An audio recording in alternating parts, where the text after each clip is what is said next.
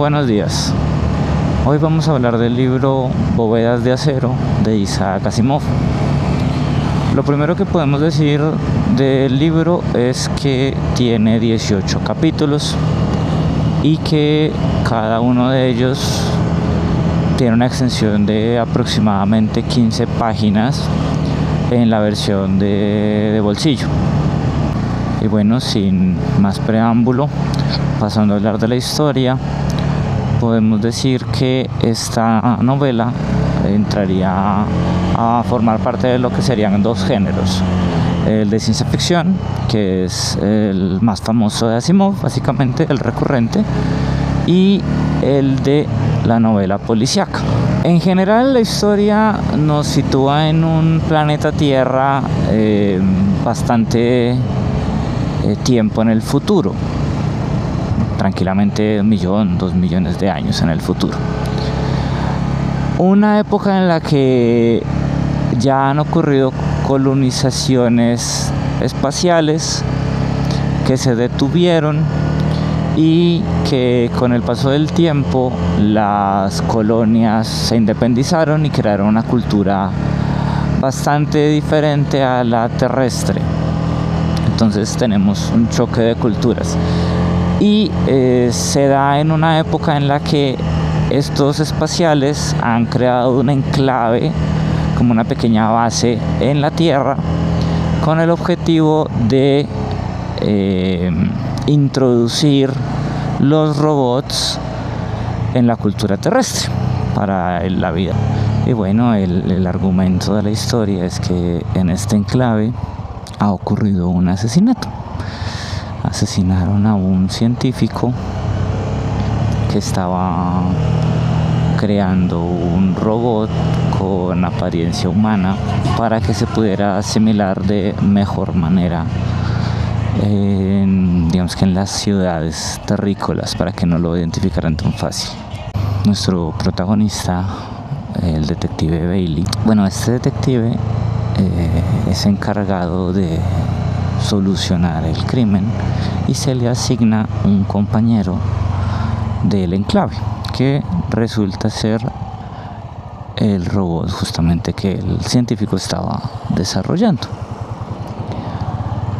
Ahora, en la Tierra hay un sentimiento generalizado de lo que llaman los medievalistas, que básicamente es la resistencia de los humanos al trato con los robots y con los espaciales, asumiendo que pues que el pasado era mejor, cuando había tal vez más contacto con la Tierra y no tanto, digamos, no tanta tecnificación en el sistema, porque pues millones de años en el futuro las ciudades son una cosa absurdamente grande, con decenas de millones de habitantes cada una.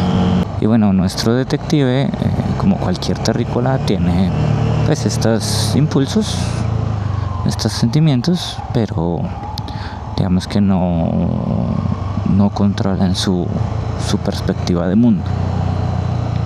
Aún así, él se dedica buena parte de la historia a buscar la culpa en el mismo enclave espacial, a mirar si no es todo una treta, toda una farsa del enclave para imponer de manera violenta o crear una excusa para generar una invasión en la Tierra.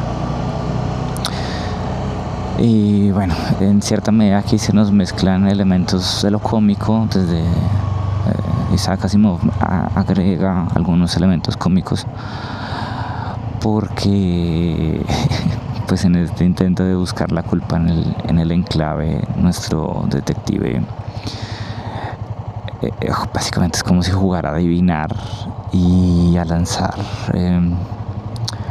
como acusaciones esperando estar acertado, ¿no?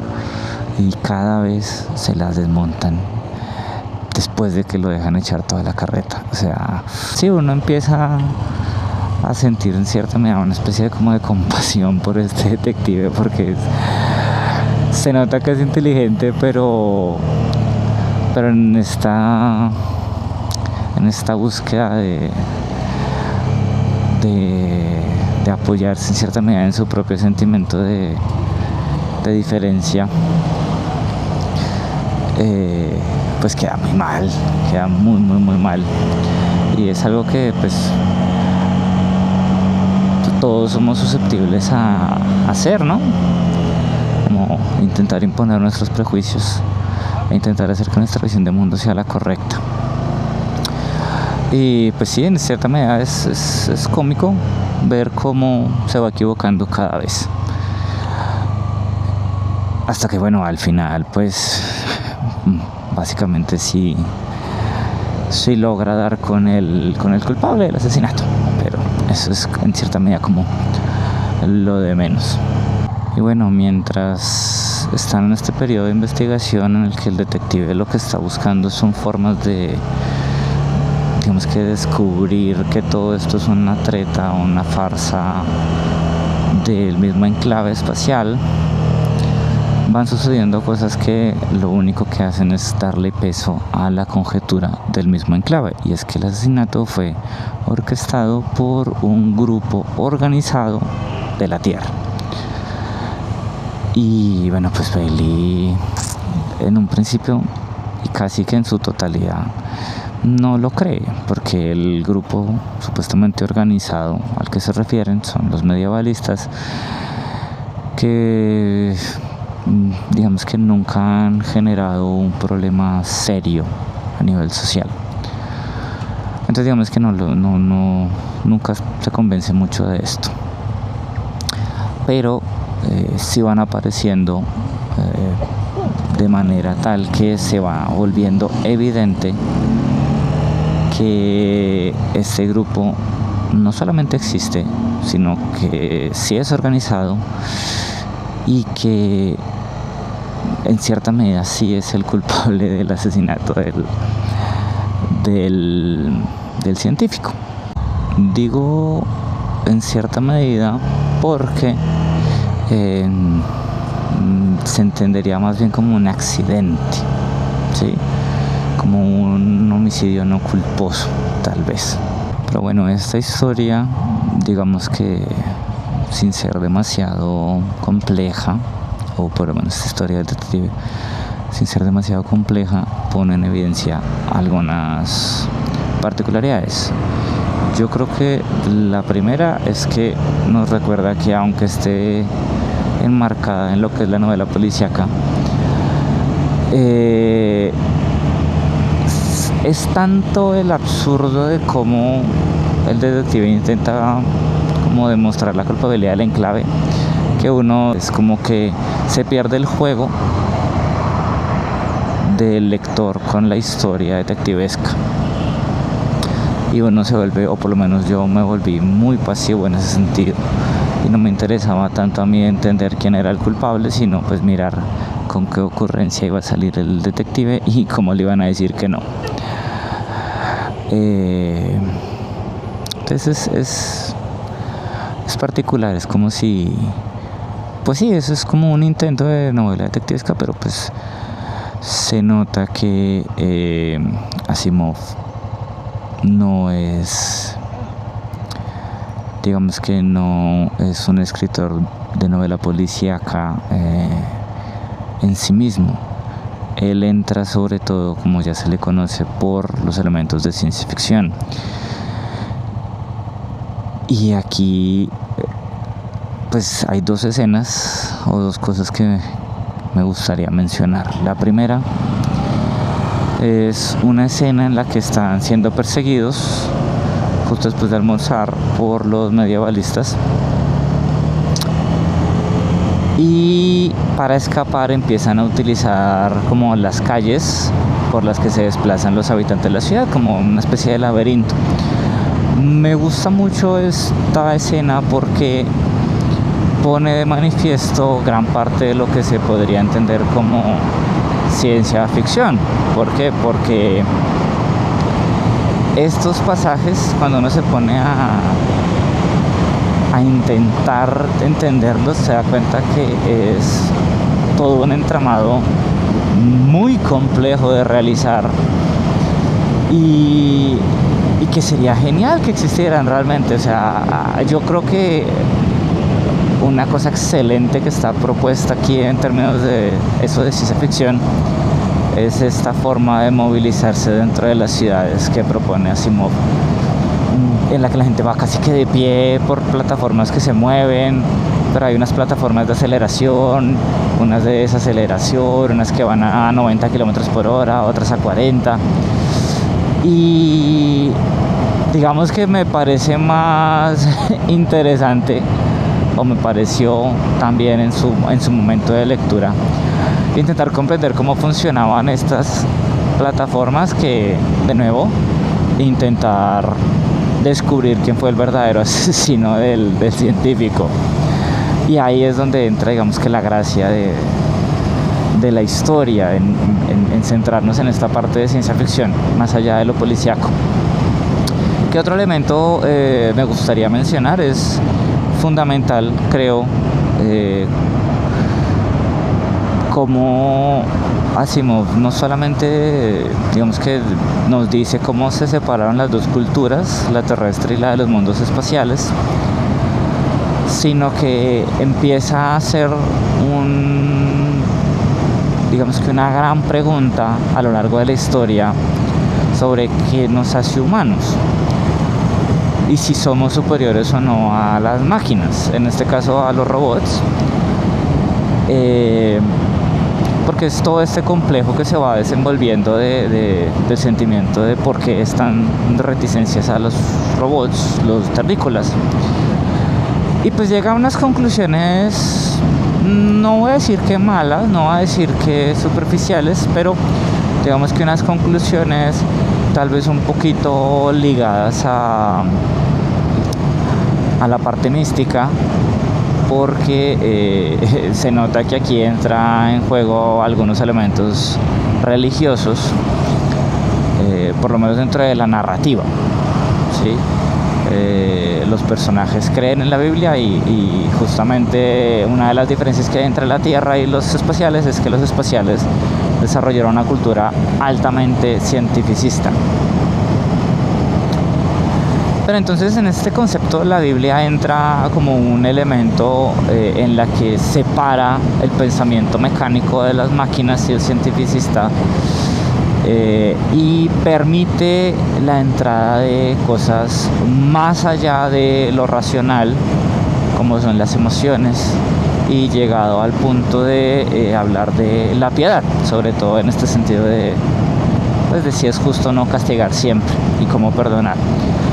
Y hasta la conclusión a la que llega como el detective, en que lo hace diferente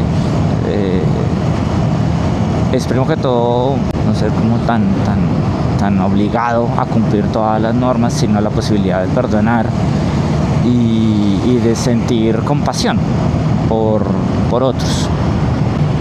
Digo que es curioso acá y digo que es superficial porque digamos que este descubrimiento o esta explicación de lo que nos hace diferentes dista de la respuesta a la que llega el